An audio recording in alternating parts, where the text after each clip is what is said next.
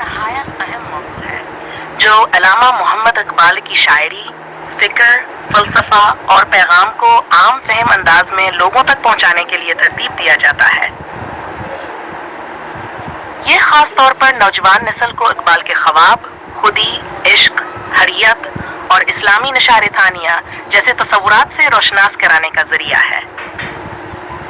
تفہیم اقبال، ابتدائی خاکہ۔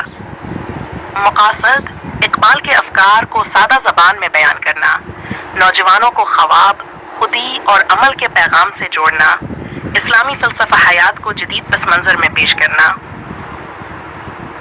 حسین اقبال کون تھے؟ مختصر سوانح عمری، تعلیم، سیاسی کردار، شاعری کی ابتدا۔ اقبال کا پیغام: خواب نہیں، تعبیر کا سفر۔ حصہ دو، اقبال کا تصور خودی۔ خودی کو کر بلند اتنا کہ ہر تقدیر سے پہلے خدا بندے سے خود پوچھے، بتا تیری رضا کیا ہے؟ خودی کیا ہے؟ انا نہیں، عرفان نفس ہے۔ خودی کا راستہ: محنت، علم، عشق اور قربانی۔ خودی اور جدید نوجوان۔ عشق رسول اسلام اقبال کی نظر میں عشق اور عقل کی کشمکش۔ اقبال کی شاعری میں نعتیہ جذبات، کردار مصطفیٰ اور امت کا زوال،